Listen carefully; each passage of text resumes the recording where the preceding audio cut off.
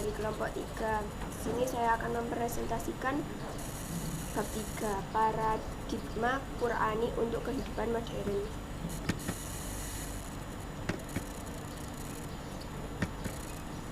Subtemanya.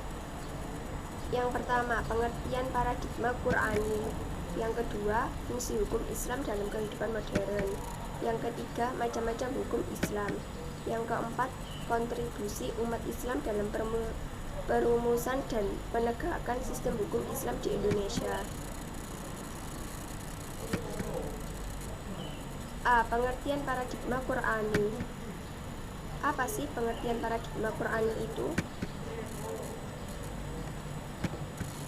Paradigma Qur'ani adalah cara pandang atau cara berpikir seseorang terhadap suatu permasalahan berdasarkan Al-Quran. Dia menurunkan Alkitab, Al-Quran kepadamu dengan sebenarnya, membenarkan kitab yang telah diturunkan sebelum dan menurunkan Taurat dan Injil. Quran Surat Al-Imran ayat ketiga.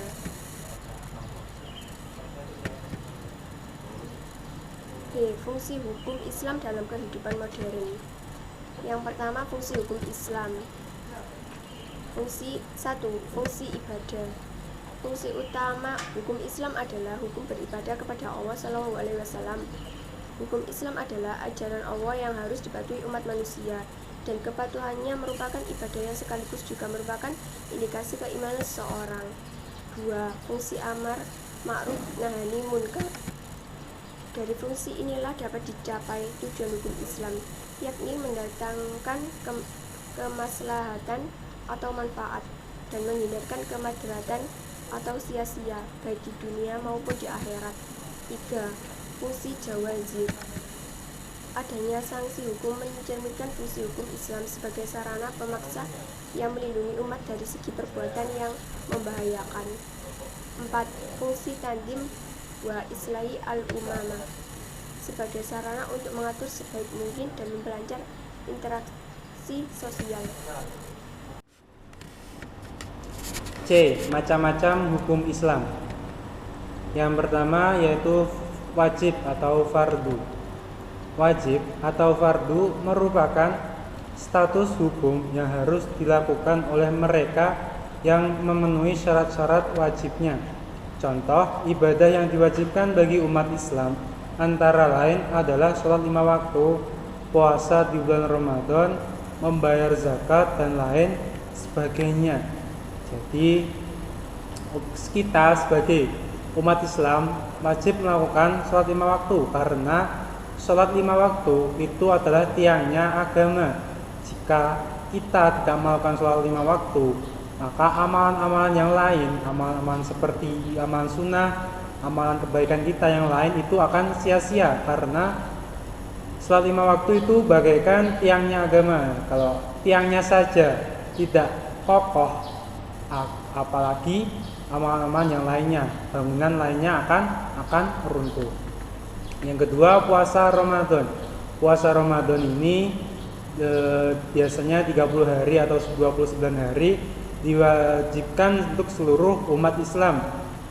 Adapun orang-orang yang tidak diwajibkan atau rukhsah atau mendapatkan keringanan adalah yang pertama adalah anak kecil yang belum baligh, yang kedua adalah ibu yang hamil atau ibu yang menyusui, yang ketiga adalah orang yang sakit.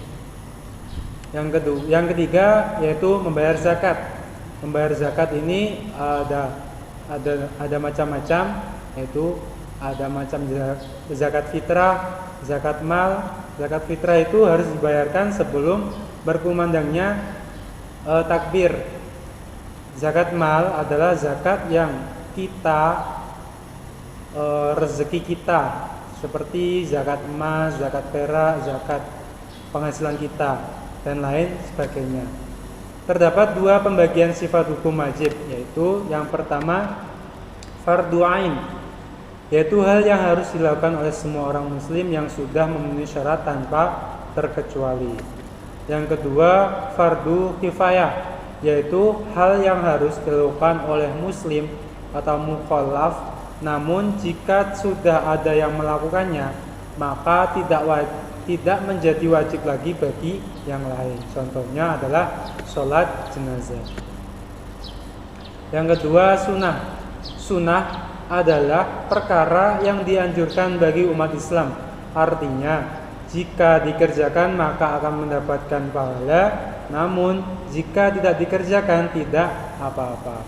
Sebagai muslim, kita sangat dianjurkan untuk mengerjakan amalan ibadah sunnah yang jumlahnya sangat banyak sekali agar kita bisa mendapatkan pahala. Contoh amalan sunnah yang dianjurkan dalam Islam antara lain yaitu sholat duha, puasa Senin Kamis, makan dengan tangan kanan, membaca doa iftitah saat sholat dan lain sebagainya. Nah, amalan-amalan sunnah ini bisa menambal atau menutupi kekurangan amalan wajib kita, seperti kita tidak tertib dalam sholat 5 waktu, terlambat dalam sholat 5 waktu, tidak sholat berjamaah di masjid. Bagi kaum laki-laki itu bisa menutupi amalan-amalan wajib kita dengan amalan sunnah. Jadi kita harus diwajibkan atau dianjurkan untuk supaya memperbanyak amalan sunnah agar amalan wajib kita itu bisa tertutupi dengan amalan sunnah tersebut. Seperti kita puasa Senin Kamis, puasa Nabi Daud, sholat sunnah rawatib, sholat tahajud, sholat lail dan lain-lain sebagainya. Terdapat dua pembagian hukum sifat hukum sunnah, yaitu yang pertama sunnah muakkad, yaitu perkara amalan sunnah yang sangat dianjurkan oleh Nabi Muhammad SAW. Yang kedua sunnah ghairu muakkad, yaitu perkara amalan sunnah yang hanya dianjurkan saja. Kemudian yang ketiga mubah. Mubah artinya adalah boleh. Dalam Islam, mubah merupakan sebuah hukum di mana seorang muslim boleh mengerjakan suatu perkara tanpa mendapat pahala dan dosa. Hal ini lebih condong pada aktivitas dan kegiatan duniawi. Contoh perkara mubah yang diperbolehkan dalam Islam antara lain adalah makan, minum, olahraga dan lain sebagainya. Yang keempat yaitu makruh. Makruh adalah suatu perkara yang dianjurkan untuk tidak dilakukan jika dilakukan tidak berdosa, namun jika ditinggalkan akan mendapatkan pahala. Artinya, makruh adalah perbuatan yang sebaiknya dihindari meski jika dilakukan tidak mendapatkan dosa, namun sebaiknya tidak dilakukan karena kita akan mendapatkan pahala. Contoh perbuatan makruh yang sebaiknya dihindari antara lain adalah makan sambil berdiri atau berkumur saat sedang berpuasa. Itu adalah contoh-contoh yang amalan-amalan makruh yang sebaiknya kita hindari agar tidak terjadi hal-hal yang tidak diinginkan. Contoh seperti kita saat berkumur di bulan puasa atau saat berpuasa, nanti kalau kita tidak menghindari bahayanya itu airnya bisa tertelan. Nah, itu makanya dihukumi makruh, sebaiknya dihindari. Kemudian yang kelima adalah haram.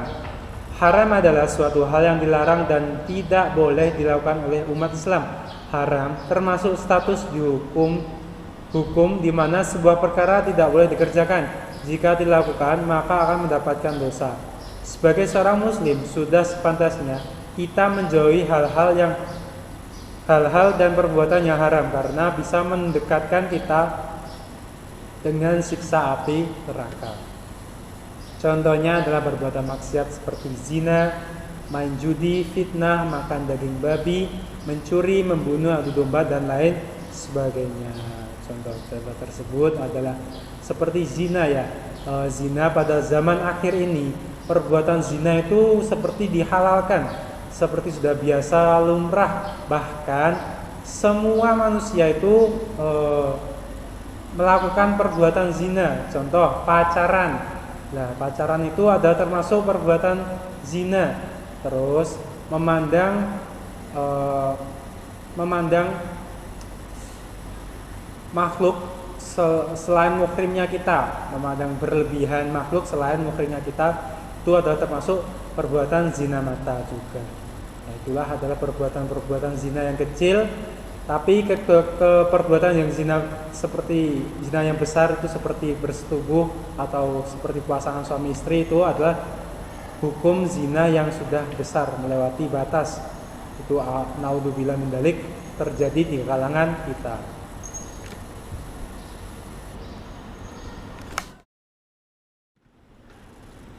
Selanjutnya, yang terakhir adalah kontribusi umat Islam dalam perumusan dan penegakan sistem hukum Islam di Indonesia.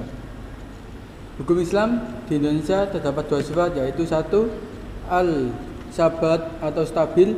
Hukum Islam sebagai wahyu akan tetap dan tidak berubah sepanjang masa. Yang kedua, at-tadawur atau perkembangan atau berkembang. Hukum Islam tidak kaku dalam berbagai kondisi dan situasi sosial. Dilihat dari sketsa historis, hukum Islam masuk ke Indonesia bersama masuknya Islam ke Indonesia pada abad ke-1 Hijriah atau 7-8 Masehi. Sedangkan hukum Barat baru diperkenalkan VOC awal abad 17 Masehi. Sebelum Islam masuk ke Indonesia, rakyat Indonesia menganut hukum adat yang bermacam-macam. Sistemnya dari sangat majemuk sifatnya. Pada tanggal 18 Agustus 1945, kemudian diakui berlakunya Undang-Undang Dasar 1945. Pada saat itulah keinginan para pemimpin Islam untuk kembali menjalankan hukum Islam bagi umat Islam berkobar-kobar. Dalam pembentukan hukum Islam di Indonesia, kesadaran berhukum Islam untuk pertama kali pada zaman kemerdekaan adalah di dalam Piagam Jakarta pada tanggal 22 Juni 1945, yang di dalamnya dasar ketuhanan diikuti dengan pernyataan dengan kewajiban menjalankan syariat Islam bagi pemeluk-pemeluknya. Dengan demikian, kontribusi umat Islam dalam perumusan dan penegakan hukum sangat besar. Adapun upaya yang harus dilakukan untuk penegakan hukum dalam praktek bermasyarakat dan bernegara, yaitu melalui proses kultural dan dakwah. Terima kasih, sekian presentasi dari kelompok kami. Apabila ada kesalahan maupun kekurangan mohon dimaafkan. Wabillahi taufiq wal hidayah. Wassalamualaikum warahmatullahi wabarakatuh.